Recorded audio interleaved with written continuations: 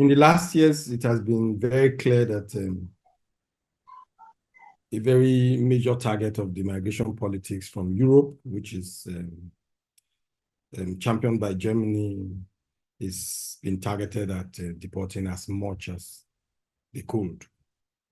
The situation is that many migrants in Germany, for example, they applied for asylum in between, and that's the only way to get into the system, because Germany is one of the countries in the world where access to get into the system is very slim, and so the only possible way is to get you navigated to the asylum process. So that is why many people who finally would have had their visa or residence permit expired, rather than turning into another form of residency, they finally end up in the asylum system, which is like a trap as we see it from the German own style of controlling people and keeping people in limbo.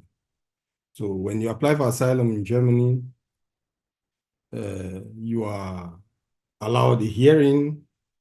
Fair, it's not the hearing, and most likely what stays behind the mind of everybody is the deportation to follow, because it's also a political policy that yes, not every country should be allowed to be seen as an asylum country, so especially most of the African countries.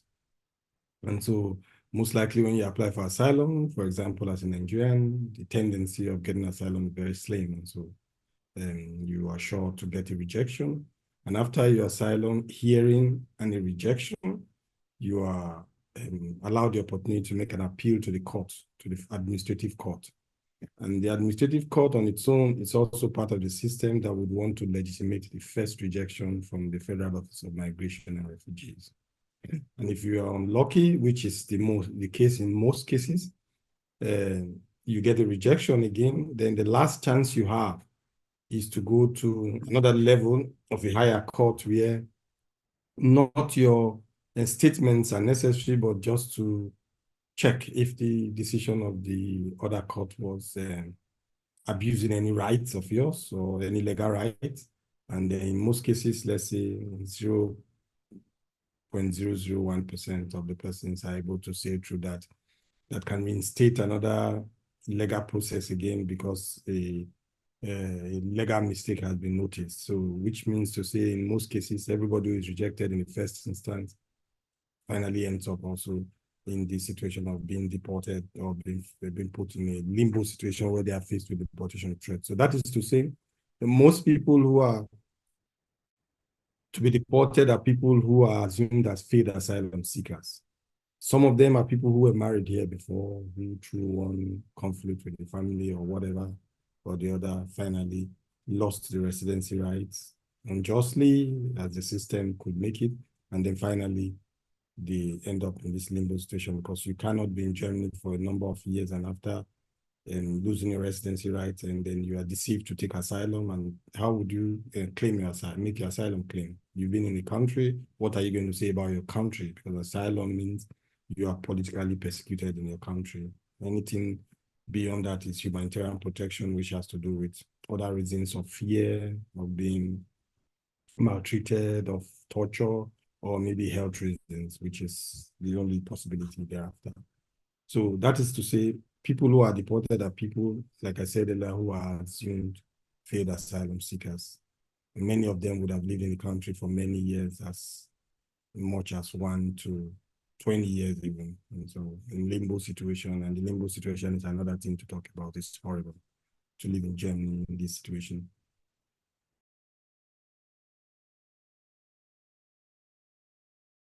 The Deportee Emergency Reception and Support Project in Lagos is a project of the Refugees for Refugees Network in Germany. Refugees for Refugees Network is a platform meant to empower refugee self-organization. That's meaning to say empowering the self-determination of refugees, and then building communities of refugees and migrants to be part of the political process for change.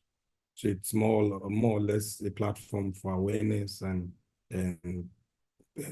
pushing the position of the migrants and refugees, because we believe in this saying that it is he who wears the shoes that knows where it itches him. So as long as refugees and migrants are not part and parcel of the political process and the form of making demands, it is clear that yes, most demands may be compromising their own dignity. So the DEROS, as a project of the Refugees for Refugees, was established in 2019 after the first-hand experience of the situation of deported refugees in Lagos. In 2018, no, sorry, this one should be cut out. In the past years, the Refugees for Refugees have been very much active in stopping deportation of people through legal interventions, political actions, in collaboration with so many other anti-deportation groups in Germany. But having followed the trend of deportation in Germany and the situation that people are faced with in deportation prisons, we followed up a case for like 3 months of detention in deportation prison. The guy had the real serious health issues. He had been operated of 2 tumor and then having real high blood pressure, living in pains, even taking medications, about 20 medications every day in the detention center. But we could see concerted efforts of the local authorities enforcing the deportation by all means. There were cases of attempted deportation where there was no paper even issued by the embassy. So at our intervention, during the process, we got a lawyer for him only to see that, yes, on a court sitting, it was clear that they even had no paper to even enforce the last deportation. So that's to say, they tried to deport him 3 good times and they didn't succeed. Although the 4th time they did, since they finally did succeed in enforcing the deportation, I traveled back to Nigeria 1 week before the deportation to try to talk to the authorities, local authorities, even try to talk with the immigration bosses to let them understand that, yes. A week before the scheduled deportation, I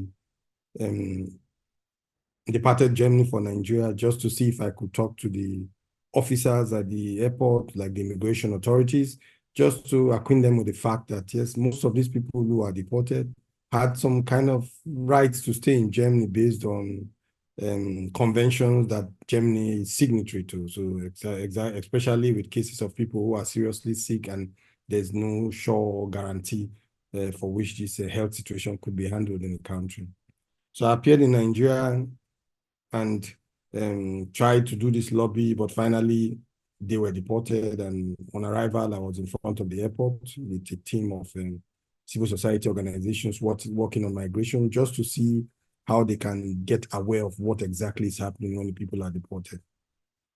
Part of the reason why I was doing this also was also to really document the situation of the deportation on flight, not stories we used to hear or guesswork, but at least to have a clear interview about what really happened on board the flight, on the arrival, how it seems like. So my experience with them on the arrival was very clear for me that, yes, this issue really needed to be addressed, not only on the side of the German authorities, but also to create this awareness to the Nigerian government and draw their concern to see that people who are thrown out of the countries like Europe are being seen as people who need attention in Nigeria. After then, we now decided to establish a network of people, volunteers who will go to the airport to support such situations. So since 2019, August, we have had a team of volunteers. Some of them are also people who were deported and were supported by our project and volunteers. And now they are volunteering also to be part of it. And in that case, we just try to support them with some kind of honorary to say thank you, because it was also clear that the best people who can receive people who are deported are also people who had been deported through those processes, because it's very difficult in Nigeria to believe people who just stand in front of the airport to offer you support. And so it was important for us to have like people who had gone through the process, who can also speak a little bit of German or European languages, at least to convince the people who are being thrown outside the gate, and offer them such support, like offering telephones for them to call their family or friends, or supporting them with transport fare, or organizing Uber rides for them to get to their destination. And for those who have nowhere to go, offer them opportunity to stay over the night or a few nights in Lagos, rather than jumping on the road to Benin City or other parts of the country, which is dangerous at the moment. So this has been our intervention at the airport, to see that, yes, people, especially sick children, parents, single mothers, are not left stranded. We had stories and experiences of people, mother who slept around the airport area for 2 nights before she finally got to one of the car parks where somebody finally volunteered to help her to get to Benin. We've had also experience of people who have mental issues, who have psychological problems, who were smuggled out of Germany and thrown out in Nigeria and abandoned at the airport, having nowhere to go and becoming like a show in front of the airport. So these are the things we decided to address. And on the other hand, politically, to also make it clear that people who are deported still have rights, because there's been a question in our heads that always say, does the right of migrants end after their deportation? A lot of people who are deported have some legal issues pending here. There are some detentions and other things that were not legally done. And so things like that, we try to find out and follow up, assist the people with that. And then there are people who also had worked in this country for years, 10, 15, 20 years, one way or the other, before they were deported. Things like their pensions contributions, their own contribution to the pension scheme, is something they are supposed to get back. But a lot of these funds are lost here. But when you're in Europe, they talk about people coming to feed on the social post. But one forget to understand that there are people who have paid into these contribution schemes, and at the end of the day, they lost it. So these are the things we do, and we try to also inform people about their possibilities to get their tax refunds at the end of the year for those who worked up to the day they were arrested and deported. So these and many other things we try to do. We try to organize like the first-hand and psychosocial support, that is to say, to give them soft landing and not just leave them just like that as they come, because the actual reality is that as soon as they are deported into the country, they are handed over to the immigration officers. They are then profiled, and after that, they are just driven out, taken with a local shuttle bus in the airport and dumped in front of the airport gate and left to go on their own. Part of what we've been doing is also to enlighten the airport operatives, airport officials, the immigration officers especially, on the reality of what these people are faced with, that they are not really criminals as they are proclaimed to be by the authorities in Europe, but that they were just people who had immigration offenses. Most of them had just immigration offenses. And so in this case, we can see that the officers are in solidarity and to an extent trying to be soft with the way they deal with them, to understand their trauma. So that is exactly what we are doing at the moment in Nigeria, and trying to create awareness in the Nigerian society that these people are not criminals. This stigma of seeing people who are deported as criminals, as losers, and those kind of things. So these awareness we try to create through different discussions in connection with our local migration information point project, which is bringing critical migration perspective on ground in Nigeria.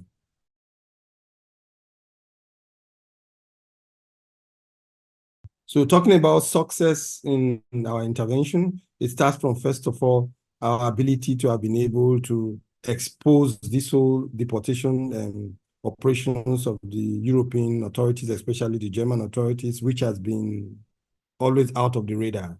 And so the deportation has been like a situation of smuggling people out of the countries and then bringing them to Nigeria and dumping them stranded at the airport. So a lot of people don't even believe that there are deportations. Even up to now, some people don't, because especially when someone you know has not been involved. So the visibility of this situation is the biggest success we have had, both in Nigeria, in Europe, and also in the world in general. So we've been able to always track down deportation flights to Nigeria and told stories about how it happens, got stories from the people involved, and showed the dark side of the deportation process, what happens on board the flights, children, single mothers, and sick people, how they are deported. So that's one.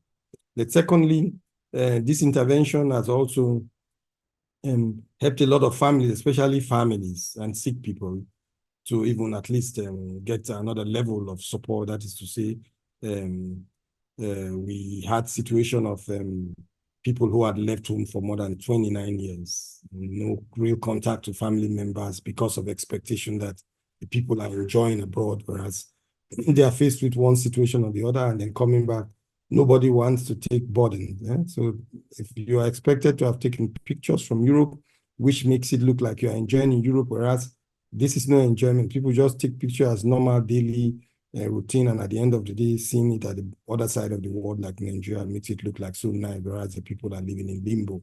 So we've been able to bring families, especially children, and to find kind of like support, like finding accommodation support for them for a while, and at the same time, organizing possibilities for school fees for the children to start up somewhere so that the parents can have a little bit of air to breathe and then think about how to start their life. So one thing we used to do was we get in contact with these families and try to get in contact with the community from where they were deported. And then in these communities, we organize discussion and try to talk about their situation and see if we can get people who can volunteer to help the family in one way or the other to get their feet back on ground.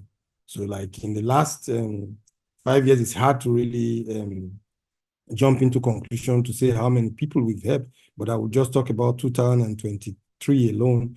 In 2023, we had to the tune of about 14 families we have supported in 2013 in this vein. So some of them had to stay in the apartment for more than 1 month because they had nowhere to go. So it was a challenge for us also not to do the same thing that has been done to them by just asking them to leave, but rather to find possibilities of getting an accommodation for them so that at least as they are leaving our center, they are able to move into an apartment of their own where they can start life on their own little by little. So in that case, we still try as much as possible to see if we can get more people who volunteer to support, and that's why this interview also should be very necessary so that people who would want to volunteer to help families can do it. So what it means is what we've been doing is psychosocial support for the people for the very few days as soon as they come. And secondly, the medical situation is a very big problem because most of the people who are coming have some trauma, and as soon as they arrive, they are always confronted with issues of malaria and typhoid because of the change of weather and the malaria situation in Nigeria and so on. You can imagine children with parents coming together and the children are sick. So it's either from one to the other. And so this has been a very challenging thing for us. And that has been all the interventions we've been doing. Then, like I said earlier, other existing legal claims that they have, we try to support them. We also try to convey valuables of the people, like all these electronic things that they still have that they left behind, because during the course of the deportation, the people are just asked to pack some few kilos of things. And you can imagine some of them are so confused that they are only packing things like winter jackets that they don't need, because it's a kind of frustrating situation, shock. So they leave valuables. So these valuables, we try to also intervene with the house masters or the social workers on ground to keep the things for a while so that we organize possibilities of people who are living locally in the area to help gather the things, and then we convey them to them in Nigeria. Then also clothes for children. And these are the basic things that people will need to start life in Nigeria.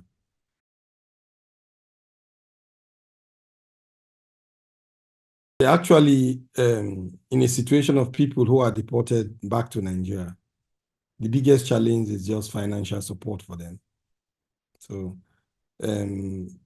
interventions to bring them back to Germany is almost not possible. So no,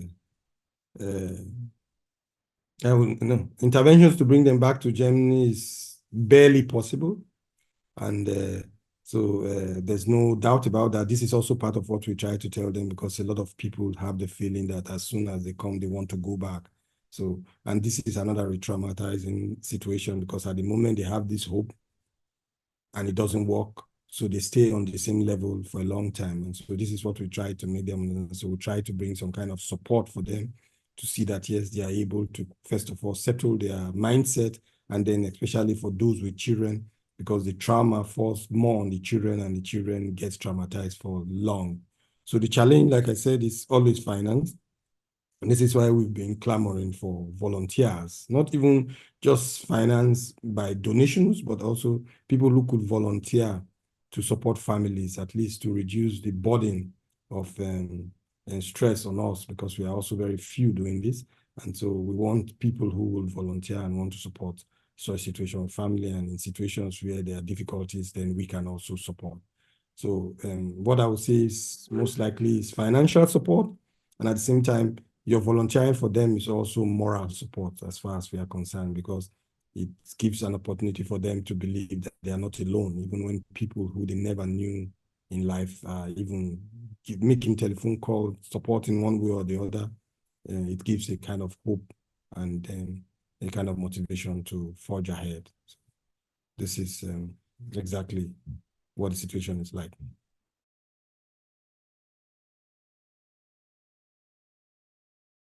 The Deportees Emergency Reception and Support Project was meant to complement our Migration Information Point project that has been established since 2018 in Benin City.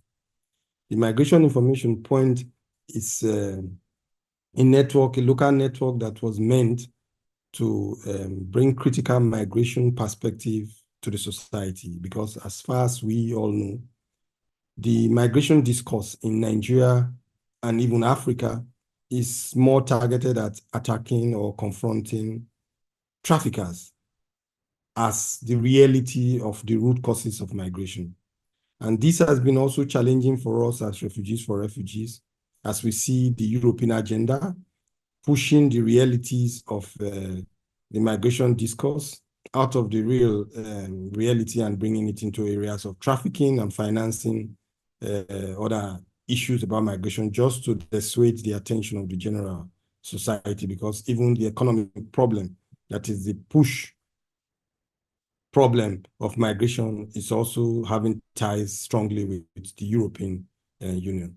So as we started the project in 2018, all of a sudden, the 2019 Deportee Emergency Reception and Support project started. And so our long-term target is to always support the people at the point of arrival, and then connect them to the Migration Information Point project, because our target, right, in the Migration Information Point is to create a space where people who have been deported or people who are returning from the Northern African axis due to a European externalization process can have a space where they can empower themselves, encourage themselves, their own safe space where they can empower themselves. And at least then our role will be also to promote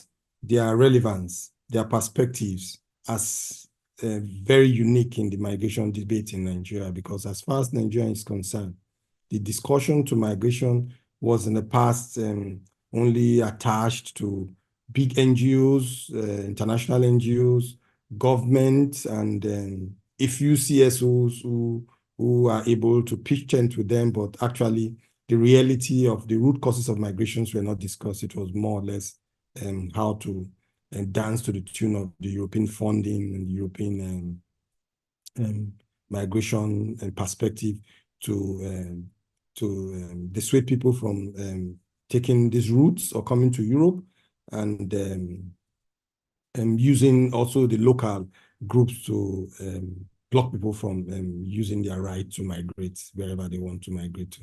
So our role was to see that, yes, we are able to promote their perspective and see that, yes, they are considered and they are able to connect with all this discussion as people with migration experience rather than deportees. We want to call them people with migration experiences.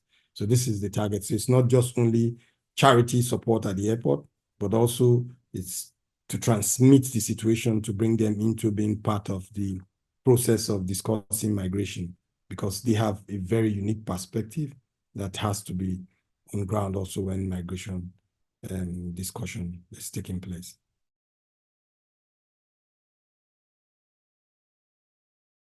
To these both projects we have mentioned, the Migration Information Point and the Deportees Emergency Reception and Support Project, it's open for volunteering. That's to say, yes, we need more hands, we need more people who would volunteer also to be part of this process in any form.